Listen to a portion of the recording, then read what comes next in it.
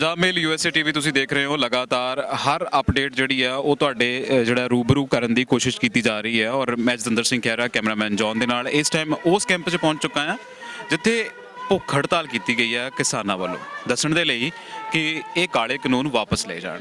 ਪਹਿਲਾਂ ਤਾਂ ਤੁਹਾਡਾ ਬਹੁਤ-ਬਹੁਤ ਸਵਾਗਤ ਹੈ ਸਾਡੇ ਇਸ ਪ੍ਰੋਗਰਾਮ ਅੰਦਰ। मैं रणधीर सिंह, हरियाणा, जींद। मेरी उम्र 85 साल है।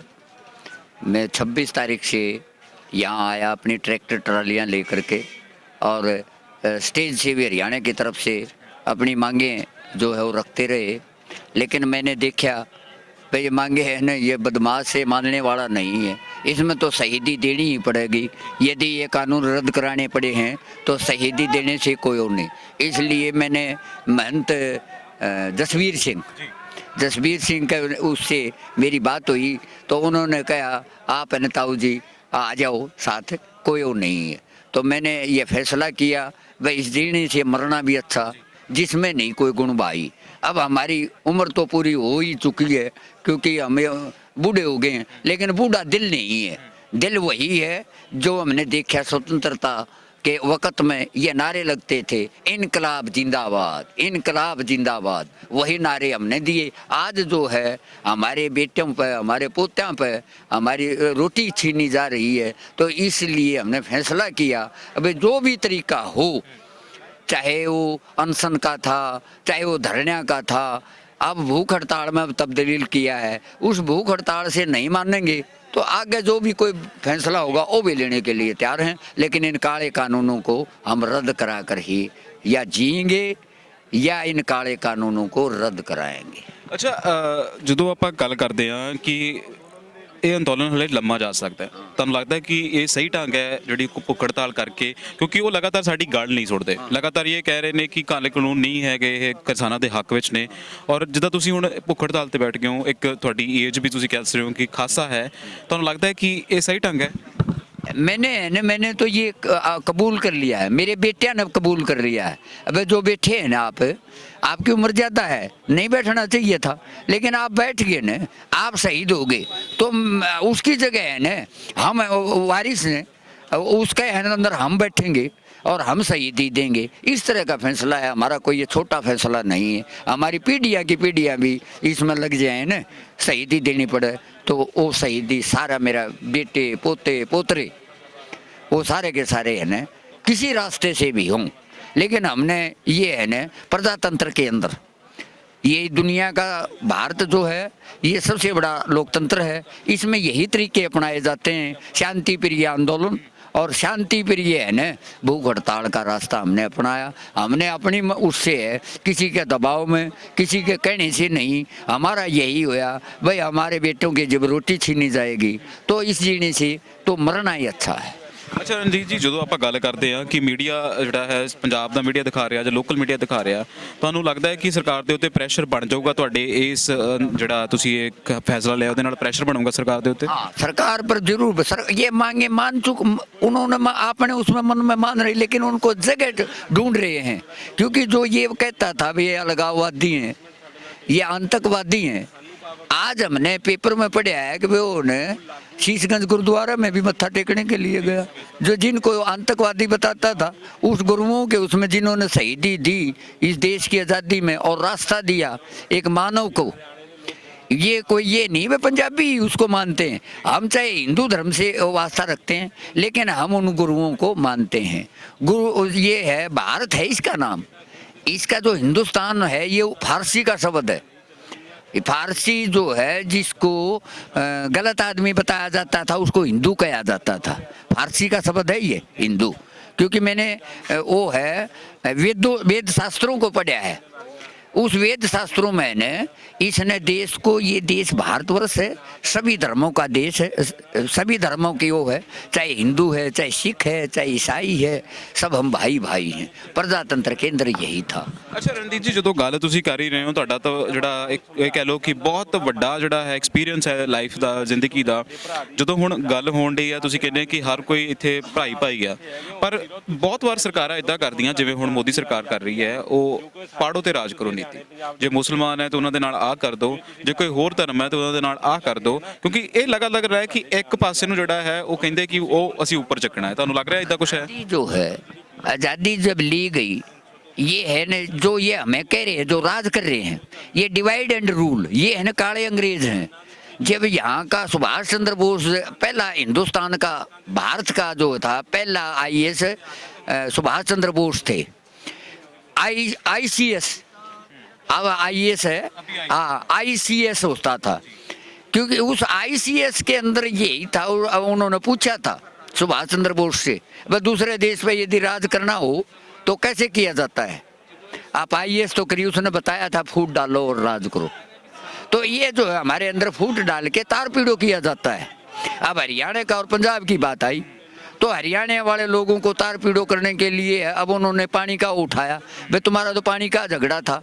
ये तो हमारा भाई है, अब आपस में इतना मारा ठाड़ा हो जाता है, लेकिन ये मसला सारे देश का किसान का है। वही मसला पंजाब के किसान का है, वही हरियाणा का है, वही उत्तर प्रदेश का है, वही तमिलनाडु का है, वो केरल का, पश्चिमी बंगाल का है।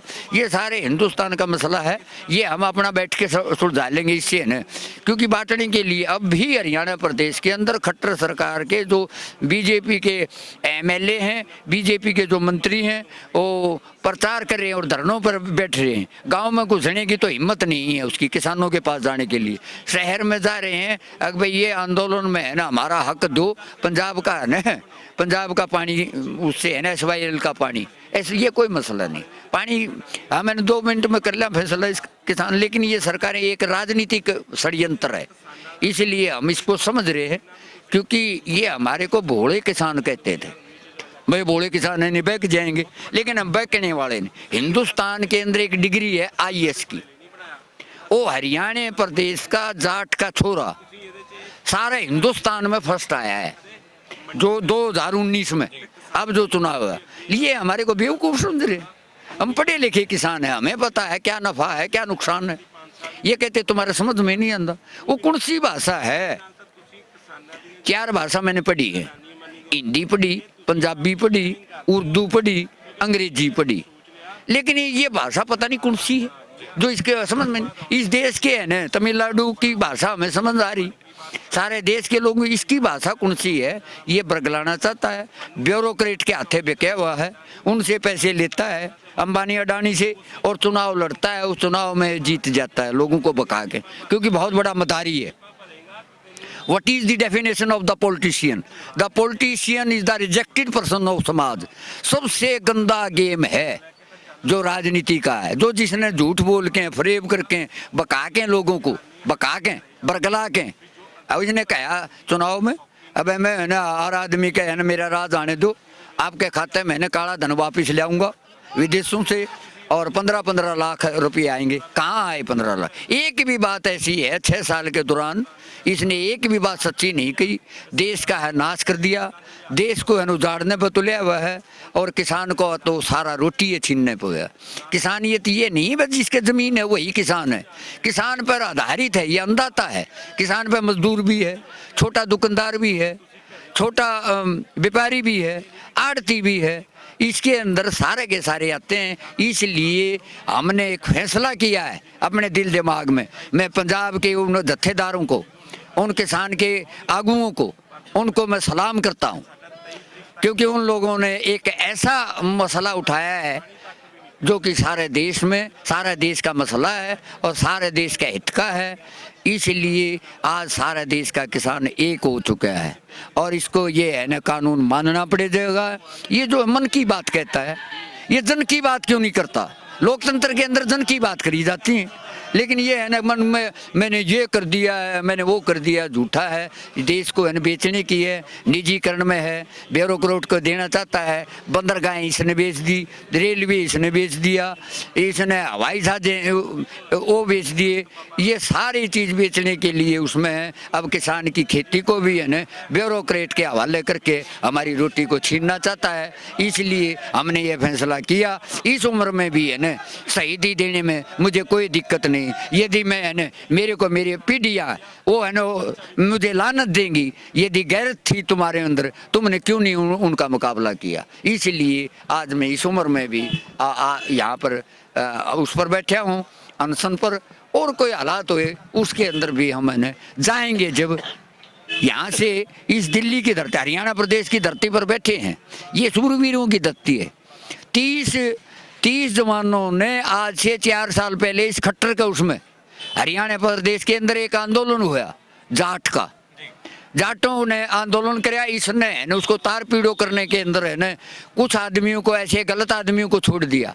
जाटों ने नहीं किया, छोटे छोटे दुकानदारों की दुकानों को जला दिया इन्होंने अपने आदमियों से, और उनको जाटों का उसमें ਉਹ ਲਗਾ ਦਿਆ ਬਈ ਜਾਟੋਂ ਨੇ ਫੂਕੀ ਹੈ। ਅੱਛਾ ਰਣਦੀਪ ਜੀ, ਜੋ ਤੁਸੀਂ ਕਹਿੰਦੇ ਹੋ ਕਿ ਉਸ ਜਿਹੜਾ ਸੰਘਰਸ਼ ਹੈ ਉਹਨੂੰ ਤਾਰ ਪੀੜੋ ਕਰਨ ਲਈ ਇਹਨਾਂ ਨੇ ਇਹ ਗੱਲ ਕਹੀ ਹੈ, ਤੁਹਾਨੂੰ ਲੱਗਦਾ ਹੈ ਕਿ ਇਹ ਸੰਘਰਸ਼ ਨੂੰ ਤਾਰ ਪੀੜੋ ਕਰਨ ਲਈ ਇਦਾਂ ਦੇ ਕੋਈ ਹੱਥਕੰਡੇ ਵਰਤ ਸਕਦੀ ਹੈ ਸਰਕਾਰ? हाँ बरत सकती है।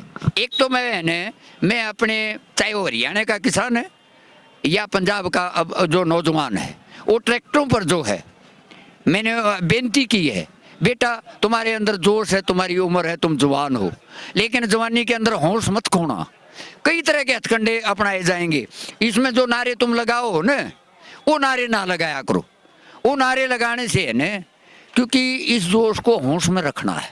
हमारा एक ही मकसद है, इसको हमने वो कराना, क्योंकि आपके ऊपर ज़्यादा लग जाता है पंजाब के उस पर, क्योंकि आप सिख हैं, आपको खालिस्तान किया जाता है, अलगाववादी कहा जाता है, लेकिन तुम हो नहीं। हमें तो समझ लिया, लेकिन इसने तो राज की खातिर है, इन काले कानूनों की उसमें है, ये तो तारों पीड़ो करना चाहता है, इसलिए नई नई हरकत कराने की उसमें है। गलत है, और भी कई आई बातें, लेकिन उसको हम समझ चुके हैं। और मेरे जवान बेटे बेटियां, चाहे वो हरियाणा प्रदेश का है, चाहे वो पंजाब का किसान है, वो समझ चुके हैं इनकी उसमें आने वाला नहीं। ये एक लहर बन चुकी है दुनिया के अंदर। ये भारत में किसानों की वो नहीं है, सारी दुनिया के अंदर है न इस पर है न लानत दे रहे हैं दुनिया के लोग। इन किसानों की सुनो, इन किसानों की सुनो। लेकिन हमने फैसला कर लिया है, अब हम जब ही जाएंगे, या हमारी लाशें जाएंगी या हम काले कानून रद्द करा कर जाएंगे। ਵਾਕਈ ਉਮੀਦ ਕਰਦੇ ਹਾਂ ਕਿ ਇਦਾਂ ਦੀ ਨੌਬਤ ਨਾ ਹੀ ਆਵੇ ਜਦੋਂ ਅਸੀਂ ਤੁਹਾਡੇ ਨਾਲ ਇੱਥੇ ਗੱਲਬਾਤ ਕਰ ਰਹੇ ਹਾਂ। ਇੱਕ ਹੋਰ ਕਿਸਾਨ ਨੇ ਜਿਹੜੇ ਇਸ ਅੰਦੋਲਨ ਦੇ ਵਿੱਚ ਭੁੱਖੜਤਾਲ ਤੇ ਬੈਠੇ ਨੇ। ਹਾਂਜੀ, ਤੁਹਾਡਾ ਸਵਾਗਤ ਹੈ। मैं योगिंदर पवार उत्तराखंड जिला हरिद्वार से आया हूँ। मोदी जी से हमारी यही प्रार्थना है कि ये किसानों के इसको वापस ले ले और नए जो किसान चाहते हैं वो कर दें। ये केवल कारपोरेट घराने के लिए कर रहा। हिंदुस्तान टाइम्स के 29 अप्रैल 2020 में लिखा है कि इसने 50 टॉप घराने के 68,607 करोड़ रुपए माफ किए, जबकि ये कहता है कि मैं किसानों का हूँ, जिसमें विजय माल्या को कहते हैं कि 9 लाख करोड़ रुपए लेकर भाग गया। इनका विजय माल्या का, महल का और नीरव मोदी के ये रुपए थे जो मैंने अभी बोले कि 68,607 करोड़ रुपए। इसी तरह से 2017-18 का इसमें 10 कारपोरेट घराने के 73,100 करोड़ रुपए इन्होंने राइट ऑफ किए। और इसी तरह से इसने अब अपने जो ये इलेक्शन का जो ये डोनेशन लेते हैं उसमें 91 लाख करोड़ रुपए इन्होंने लिया। और अब RTI नहीं लगा सकते, किसी पार्टी से आप ये नहीं पूछ सकते कि आपने कितना पैसा किससे लिया। तो ये कितनी मतलब अपने लिए पैसा इकट्ठा करने लग रहा है, कारपोरेट घराने को ऊपर ठान लग रहा है। ये अब इसने जून में जो इसने ये अध्यादेश जारी किया कि भाई किसानों के लिए अध्यादेश जारी करने का कोई मतलब नहीं था। कोई किसान को बंदूक लेकर मार रहे थे, ऐसा क्या जरूरत है कानून पास करा था। अध्यादेश तो जब पारित किया जाता है जब कोई बाहर से कोई आक्रमण हो रहा हो तब वो किया जाता है, ताकि कोरोना वायरस का वो था। और इसलिए तो अब फिर ये कहता है कि इकट्ठे मत हो, सोशल डिस्टेंस रखो। अब ये ताकि भूख हड़ताल होंगी, हड़तालें होंगी, इसलिए ये इसने अनेक कानून बदल दिए। BSNL इसने कारपोरेट घराने को बेच दी, रेलवे वो बेच दी, जहाज वो बेच दिए। अब ये खेती बच रही थी, अब खेती में भी पहले तो 80% बोलते थे, अब मुश्किल से 30% 40% खेती है। अगर ये खेती अन्न नहीं पैदा होने का, ये फैक्ट्री लगाएगा, ये मुझे ये बताओ BSNL को, रेलवे को खा कर मरेगा कोई? ये तो नहीं तो अन्नदाता है। जब जमीन ही चली जाएगी तो क्या खाएगा? इससे गरीब मजदूर सभी इससे संबंधित है, चाहे व्यापारी भी, क्योंकि अगर कोई पैदा नहीं करेगा किसान तो कौन तो व्यापारी उसको खरीद लेगा, अपना परिवार चलेगा, कौन उसमें मजदूर काम नहीं करने का, जब सारा का सारा खेती से आधारित है। अब इसके पता नहीं दिमाग में क्या तो घुस रहा है क्या नहीं घुस रहा है, हमारी समझ में आया ना। अब चाहे ये कहता है कि ये पंजाब का वो है, ये तो उसका क्या नाम कांग्रेस का राज है, और पंजाबियों इसका पंजाब वालों का तो मुट्ठी भर लोग हैं। मैं तो उत्तराखंड से हूँ, मुझे क्या जरूरत थी आने की। अरे नियम में इसने साफ लिख रखा, ऊपर लिख रखी लाइन कि जमीन जो है नीलाम नहीं होगी। जब ये कारपोरेट घराने इसको ले लेंगे, ये इसमें लोन ले सकते हैं। आपका मकान पर यदि किराएदार लोन ले लेगा, मुझे ये बताइए कि वो मकान या तो वो बैंक नीलाम कर देगा, यदि वो भाग भी चला गया तो बैंक नीलाम कर देगा। नीचे उसने लिख रखा कि रिने जो खेती का जो कानून है उसमें संविधान में कि ये उसके खेती के कानून में आता है, ये नीलाम भी हो सकती है। अब ये बताइए, लोगों को कह रहा है कि नीलाम नहीं हो सकती, कानून में लिख रहा है कि नीलाम भी हो सकती है। मतलब झूठ बोलने से मुझे तो लग नहीं रहा कि इससे ज़्यादा कौन आदमी झूठ बोल रहा है, क्या कर रहा है, हमारी तो समझ में आया ना। इसलिए हम तो ये कहते हैं सभी किसानों से, सभी गाँव के वासियों से हमारी ये अपील है कि कम से कम एक घर से एक आदमी रोजाना आता रहे और इसको पता चल जा कि 135 करोड़ जनता है कि जब ये सड़कों पर आ जाएगी वो से। अब ये मदारी है। अभी आज के उसमें शीशगंज गुरुद्वारे में गया, अरे ये इधर उधर कभी मंदिर में जा रहा है, कभी गुरुद्वारे में जा रहा है। जब इलेक्शन होते हैं तो कह देता है कि पाकिस्तान ने हमारे ऊपर आक्रमण कर दिया, हम उसको ऐसे मार गिराएंगे। मतलब लोगों का ध्यान बांट देता है। अब ये कह रहे हैं हर MLA को और MP को उसने 10-10, 15-15 आदमी कहा कि गांव में जाओ और ये कानून बताओ। जब को मान लीजिए हमको भूख लग रही, रोटी की आवश्यकता, कोई हमें सेव देने लगा, तो क्या मतलब जब हम किसान हम इस कानून को नहीं लेना चाह रहे, हमारे पर जबरदस्ती क्यों थोपा जा रहा है? अगर तुझे थोपना तो अपना पर थोप ले। जब ये उसमें वैसे भी ये प्रधानमंत्री नहीं बन सकता था, अडवाणी का नंबर था, सबसे पहला अडवाणी का नंबर था इस, परंतु ये जो रिलायंस के अंबानी अडानी ये इसके ये पैसे ले रहे, मतलब इतना काम मानता है।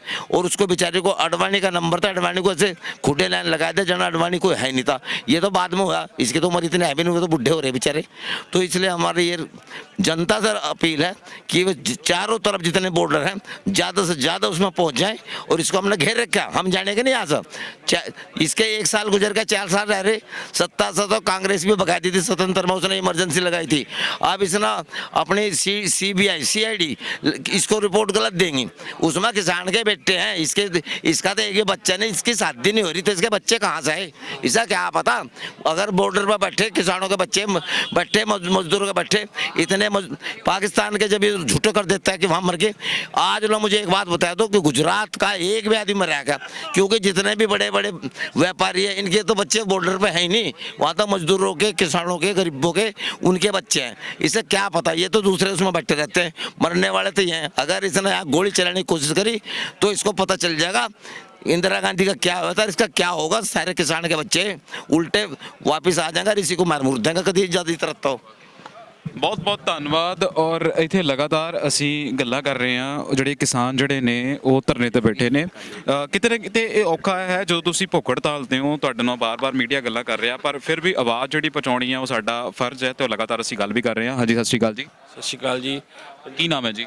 ਪੰਜਾਬ ਮੈਲ ਦੇਖ ਰਹੇ ਸਰੋਤਿਆਂ ਨੂੰ ਮੇਰੀ ਤਰਫ ਤੋਂ, ਸਾਡੀ ਸ਼ਹੀਦ ਫੇਰੂਮਾਨ ਸੰਸਥਾ ਦੀ ਤਰਫ ਤੋਂ ਜੀ, ਵਾਹਿਗੁਰੂ ਜੀ ਕਾ ਖਾਲਸਾ ਵਾਹਿਗੁਰੂ ਜੀ ਕੀ ਫਤਿਹ ਜੀ। ਮੇਰਾ ਨਾਮ ਮਹੰਤ ਜਸਵੀਰ ਦਾਸ ਜੀ, ਪ੍ਰਧਾਨ ਸ਼ਹੀਦ ਫੇਰੂਮਾਨ ਦਲ ਜੀ ਤੇ ਜਨਰਲ ਸੈਕਟਰੀ ਭਾਰਤ ਸਾਧੂ ਸਮਾਜ ਜੀ। ਇਹ ਜੋ ਅਸੀਂ ਮਰਨ ਵਰਤ ਤੇ ਬੈਠੇ ਹਾਂ ਜੀ, ਇਹ ਤੁਹਾਨੂੰ ਸਾਨੂੰ ਇਕੱਲਿਆਂ ਨੂੰ ਨਹੀਂ, ਸਾਰੀ ਦੁਨੀਆ ਨੂੰ ਪਤਾ ਜੀ ਵੀ ਜੋ ਕਿਸਾਨਾਂ ਉੱਤੇ ਕਾਲੇ ਕਾਨੂੰਨ ਥੋਪੇ ਗਏ ਆ, ਉਹਨਾਂ ਦੇ ਵਿਰੋਧ 'ਚ ਬੈਠੇ ਹਾਂ ਜੀ ਅਸੀਂ। ਤੇ ਸਾਡਾ ਇਹ 13 ਤਰੀਕ ਤੋਂ ਵਰਤ ਸ਼ੁਰੂ ਹੋ ਗਏ ਸੀ ਜੀ, ਤੇ ਸਾਡਾ ਅੱਜ 9ਵਾਂ ਦਿਨ ਆ। ਠੀਕ 9 ਦਿਨ ਹੋ ਚੱਲਿਆ ਜੀ, ਸਾਨੂੰ 8 ਪੂਰੇ ਹੋ ਗਏ, 9ਵਾਂ ਚੱਲ ਰਿਹਾ ਜੀ। ਤੇ ਅਸੀਂ ਉਦੋਂ ਦਾ ਪਾਣੀ ਤੱਕ ਹੀ ਲੈ ਰਹੇ ਹਾਂ, ਪਾਣੀ ਤੋਂ ਬਿਨਾਂ ਅਸੀਂ ਕੁਝ ਵੀ ਨਹੀਂ ਲਿਆ, ਕੋਈ ਅੰਨ ਦਾ ਅਸੀਂ ਦਾਣਾ ਤੱਕ ਨਹੀਂ ਲਿਆ ਜੀ। ਅਸੀਂ ਪਾਣੀ ਵੀ ਤਿਆਗ ਦਾਂਗੇ ਜੀ, ਅਸੀਂ ਨਿਰਜਲ ਮਰਨ ਵਰਤ ਤੇ ਹੋ ਜਾਾਂਗੇ। ਅਸੀਂ ਉਨੀ ਦੇਰ ਤੱਕ ਮਰਨ ਵਰਤ ਤੇ ਰਵਾਂਗੇ ਜਿੰਨੀ ਦੇਰ ਤੱਕ ਇਹ ਸਰਕਾਰ ਕਾਲਾ ਕਾਨੂੰਨ ਵਾਪਸ ਨਹੀਂ ਲੈਂਦੀ। ਜੇ ਸਾਨੂੰ ਆਪਣੀਆਂ ਸ਼ਹਾਦਤਾਂ ਵੀ ਦੇਣੀਆਂ ਪਈਆਂ ਤੇ ਅਸੀਂ ਸ਼ਹੀਦ ਵੀ ਹੋ ਜਾਾਂਗੇ, ਕਿਉਂਕਿ ਸਾਡੇ ਖੂਨ ਦੇ ਵਿੱਚ ਹੀ ਬਲੀਦਾਨ ਦੇਣ ਦਾ ਜਜ਼ਬਾ ਹੈਗਾ ਜੀ। ਕਿਉਂਕਿ ਸਾਡੇ ਸ਼ਹੀਦ ਦਰਸ਼ਨ ਸਿੰਘ ਫੇਰੂਮਾਨ ਜੀ ਨੇ ਪੰਜਾਬ ਦੇ ਲਈ 74 ਦਿਨ ਦਾ ਮਰਨ ਵਰਤ ਰੱਖਿਆ ਸੀ, ਤੇ ਉਹ 74 ਦਿਨ ਦੇ ਮਰਨ ਵਰਤ ਦੇ ਉੱਤੇ ਸ਼ਹੀਦੀ ਪ੍ਰਾਪਤ ਕੀਤੀ ਸੀ। ਉਸੇ ਮਰਨ ਵਰਤ ਨੂੰ ਮੇਰੇ ਫਾਦਰ ਸਾਹਿਬ ਨੇ ਅੱਗੇ ਉਹਨਾਂ ਦੇ ਨਾਂ 'ਤੇ ਸੰਸਥਾ ਬਣਾ ਕੇ ਸ਼ਹੀਦ ਫੇਰੂਮਾਨ ਦਲ ਬਣਾ ਕੇ ਉਹਨਾਂ ਦੇ ਉਸ ਵਰਤ ਨੂੰ ਅੱਗੇ ਵਧਾਇਆ ਜੀ। 44 ਦਿਨ ਦਾ ਮਰਨ ਵਰਤ ਰੱਖਿਆ ਉਹਨਾਂ ਨੇ। 44 ਦਿਨ ਦਾ ਮਰਨ ਵਰਤ ਰੱਖਣ ਤੋਂ ਬਾਅਦ ਉਸ ਸਮੇਂ ਦੀਆਂ ਸਰਕਾਰਾਂ ਨੇ ਉਹਨਾਂ ਨੂੰ ਇਹ ਆਸ਼ਵਾਸਨ ਦਿਵਾਇਆ ਵੀ ਅਸੀਂ ਜੋ ਤੁਹਾਡੀਆਂ ਮੰਗਾਂ ਵੀ ਪੰਜਾਬੀ ਬੋਲਦੇ ਇਲਾਕੇ ਚੰਡੀਗੜ੍ਹ ਪੰਜਾਬ ਨੂੰ ਮਿਲੇ, ਪੰਜਾਬ ਦਾ ਪਾਣੀ ਪੰਜਾਬ ਨੂੰ ਮਿਲੇ, ਪੰਜਾਬ ਦੇ ਨੌਜਵਾਨ ਨੂੰ ਰੋਜ਼ਗਾਰ ਮਿਲੇ, ਕਿਸਾਨਾਂ ਦੇ ਜੋ ਕਰਜ਼ੇ ਆ ਉਹ ਮਾਫ ਕੀਤੇ ਜਾਣ, ਇਹ ਸਾਰੀਆਂ ਮੰਗਾਂ ਅਸੀਂ ਤੁਹਾਡੀਆਂ ਮੰਨਾਂਗੇ ਜੀ। ਇਸੇ ਮੰਗਾਂ ਦੇ ਉੱਤੇ ਸਰਦਾਰ ਦਰਸ਼ਨ ਸਿੰਘ ਫੇਰੂਮਾਨ ਜੀ ਦੀ ਸ਼ਹੀਦੀ ਹੋਈ ਸੀ ਜੀ। ਇਸੇ ਤੇ ਉਹਨਾਂ ਨੇ ਆਪਦੇ ਮਰਨ ਵਰਤ ਰੱਖਿਆ ਸੀ ਤੇ ਉਸੇ ਚੀਜ਼ ਦੇ ਉੱਤੇ ਸਾਡੇ ਫਾਦਰ ਸਾਹਿਬ ਨੇ ਰੱਖਿਆ ਸੀ।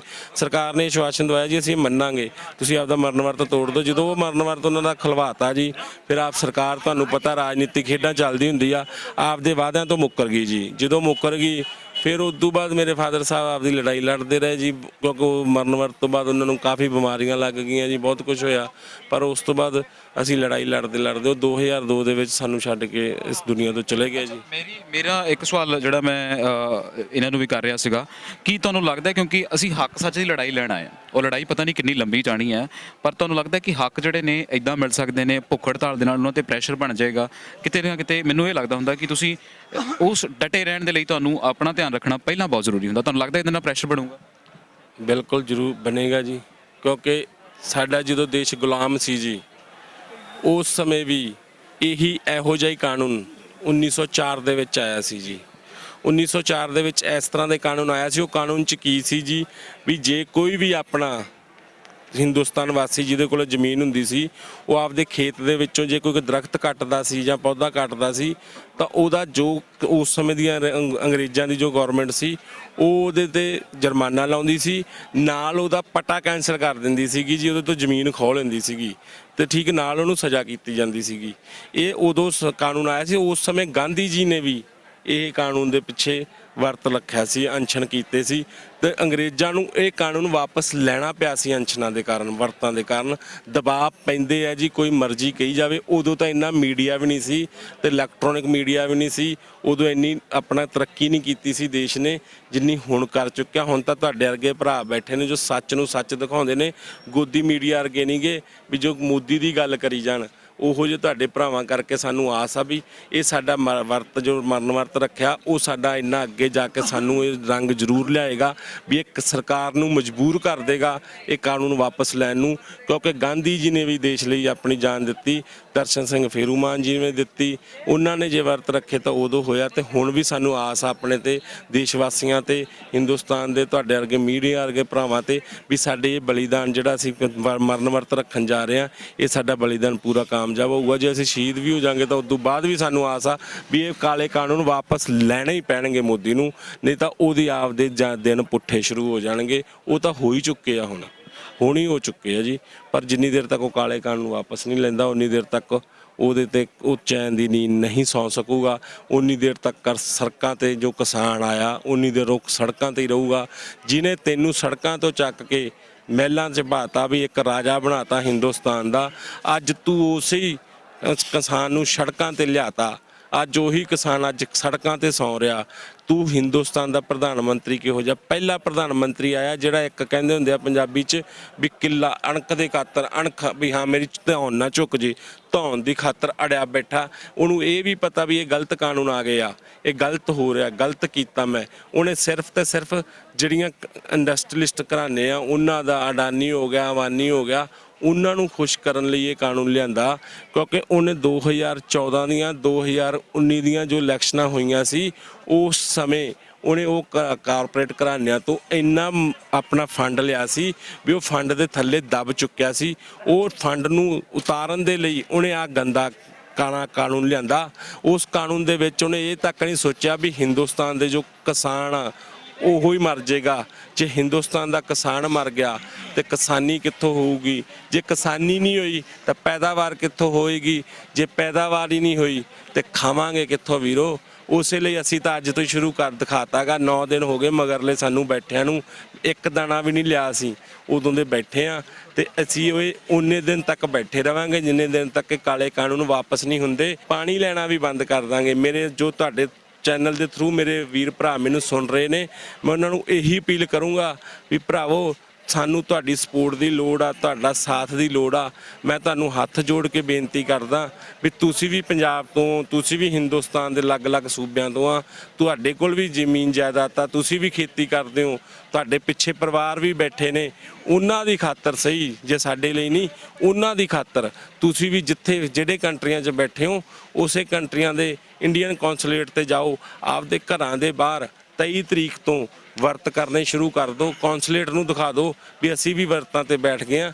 ਜੋ ਇੱਥੋਂ ਦੀ ਸਰਕਾਰਾਂ, ਅੰਨੀ ਬੋਲੀ ਸਰਕਾਰ ਮੋਦੀ ਦੀ ਨੂੰ ਝੁਕਣਾ ਪਵੇ, ਮਜਬੂਰ ਹੋ ਜੇ, ਇਹਨੂੰ ਕਾਨੂੰਨ ਵਾਪਸ ਲੈਣੇ ਪੈਣ, ਤਾਂ ਹੀ ਸਾਰੇ ਕਿਸਾਨੀ ਦੀ ਜਿੱਤ ਹੋਊਗੀ। ਨਹੀਂ ਤਾਂ ਉਨੀ ਦੇਰ ਕਿਸਾਨ ਦਬਿਆ ਹੀ ਰਹੂਗਾ। ਜੇ ਤੁਸੀਂ ਸਾਡੇ ਨਾਲ ਖੜੇ ਹੋ ਜਾਓਗੇ ਤਾਂ ਸਾਨੂੰ ਆਸ ਨਹੀਂ, ਯਕੀਨ ਆ ਵੀ ਇਹ ਕਾਲੇ ਕਾਨੂੰਨ ਇਹਨਾਂ ਨੂੰ ਵਾਪਸ ਲੈਣੇ ਹੀ ਪੈਣਗੇ, ਕਿਉਂਕਿ ਤੁਹਾਡੇ ਜੋ ਸਪੋਰਟ ਸਾਨੂੰ ਮਿਲ ਜੂ, ਇੰਡੀਅਨ ਕੌਂਸਲ ਤੇ ਧਰਨਾ ਲਾਓਗੇ, ਵਰਤ ਰੱਖੋਗੇ ਤੇ ਸਰਕਾਰ ਨੂੰ ਥੱਲੇ ਝੁਕਣਾ ਪੈਣਾ। ਤੁਹਾਡੀ ਸਪੋਰਟ ਨਾਲ ਅਸੀਂ ਇਹ ਜੰਗ ਜਿੱਤਾਂਗੇ ਤੇ ਤੁਹਾਨੂੰ ਅਸੀਂ ਇਹ ਬਾਰ-ਬਾਰ ਹੱਥ ਜੋੜ ਕੇ ਕਹਿ ਰਹੇ ਹਾਂ ਵੀ ਤੁਸੀਂ ਵੀ ਵਰਤ ਰੱਖਣੇ ਸ਼ੁਰੂ ਕਰ ਦਿਓ। ਇੰਨੀਆਂ ਮੈਂ ਗੱਲਾਂ ਤੁਹਾਨੂੰ ਕਹਿ ਰਿਹਾ ਜੀ। ਉਮੀਦ ਕਰਦੇ ਹਾਂ ਕਿ ਇਹ ਜਿਹੜਾ ਮਰਨ ਵਰਤ ਹੈ ਇਹ ਬਿਲਕੁਲ ਸੈੱਟ ਰਹੂਗਾ ਔਰ ਅਸੀਂ ਜਿਹੜਾ ਹੈ ਜਲਦੀ ਇਹ ਕਾਲੇ ਕਾਨੂੰਨ ਵਾਪਸ ਕਰਾ ਕੇ ਘਰਾਂ ਨੂੰ ਪਰਤਾਂਗੇ। ਹਾਂਜੀ, ਕੀ ਨਾਮ ਹੈ ਜੀ ਤੁਹਾਡਾ? मेरा नाम अर्जुन आर्य है। ਤੇ ਅਰਜੁਨ ਜੀ, ਕਿੰਨੇ ਦਿਨ ਹੋ ਗਏ ਇੱਥੇ ਆਇਆ ਨੂੰ ਤੇ ਆਪਣੇ ਜਿਹੜਾ ਵਰਤ ਹੈ ਕਿੰਨੇ ਦਿਨ ਹੋ ਗਏ ਰੱਖਿਆ ਨੂੰ? मैं गुरुजी के साथ ही हूँ। गुरुजी ने आदेश करा तो हम भी तभी से हैं जब से हैं अनशन पे। ਅੱਛਾ, ਤੁਹਾਨੂੰ ਲੱਗਦਾ ਹੈ ਕਿ ਆਪਾਂ ਗਲਤ ਕਰ ਲਈ ਸੀ ਕਿ ਪ੍ਰੈਸ਼ਰ ਬਣ ਜਾਊਗਾ, ਪਰ ਸਰਕਾਰਾਂ ਜਿਹੜੀਆਂ ਨੇ ਉਹ ਪਗੜੀ ਸੰਭਾਲ ਜੱਟਾ ਲਹਿਰ ਦੀ ਗੱਲ ਕੀਤੀ ਜਾ ਰਹੀ ਹੈ। ਭਾਜੀ ਹੁਣੀ ਕਹਿ ਰਹੇ ਨੇ ਕਿ ਜਿਹੜੇ ਬਾਹਰਲੇ ਮੁਲਕ 'ਚ ਰਹਿ ਰਹੇ ਨੇ ਉਹ ਵੀ ਮਰਨ ਵਰਤ ਰੱਖਣ। ਕਿਤੇ ਨਾ ਕਿਤੇ ਤੁਹਾਨੂੰ ਲੱਗਦਾ ਹੈ, ਮਾਫ ਕਰਨਾ, ਮਰਨ ਵਰਤ ਕਹਿ ਰਿਹਾ ਮੈਂ, ਵਰਤ ਰੱਖਣ, ਹੈ ਨਾ? ਤੁਹਾਨੂੰ ਲੱਗਦਾ ਹੈ ਕਿ ਇਹ ਸਰਕਾਰ ਜਿਹੜੀ ਹੈ ਕੁਝ ਵੱਖਰੀ ਸਰਕਾਰ ਹੈ, ਜਿਹੜੀ ਇੱਕ ਤਬਕੇ ਨੂੰ ਤਾਂ ਬਹੁਤ ਕੁਝ ਦੇ ਰਹੀ ਹੈ, ਤੁਹਾਨੂੰ ਲੱਗਦਾ ਉੱਤੇ ਪ੍ਰੈਸ਼ਰ ਬਣੂਗਾ? नहीं, बिल्कुल आपकी बात तो ठीक है, क्योंकि ये सरकार तो बेहद निर्दयी है और इस सरकार को देख के ऐसा लगता है जैसे कि कोई दुर्योधन की सरकार हो, कोई रावण जैसा अहंकारी कोई सत्ता पर बैठा हुआ हो। और ठीक उसी तरीके से आज हमारे प्रधानमंत्री उसी स्वभाव के साथ में आज देश की गद्दी पर बैठे हुए हैं और देश के किसानों को, गरीबों को लूट रहे हैं। और जब कोई आवाज़ उठाता है तो उस आवाज़ को कुचलने का दुस्साहस भी उन्होंने किया है।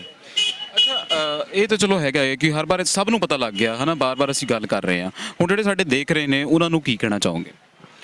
मेरा सभी देशवासियों से विनम्र निवेदन है, क्योंकि आज हम सब किसान भाइयों ने उन शहीद किसानों को सच्ची श्रद्धांजलि दी है, जो किसान हमारे इस आंदोलन की शुरुआत से अपना सर्वस्व झोंक कर जिन्होंने इस आंदोलन को आगे बढ़ाया था। लगभग 25 से ज़्यादा किसान शहीद हो गए।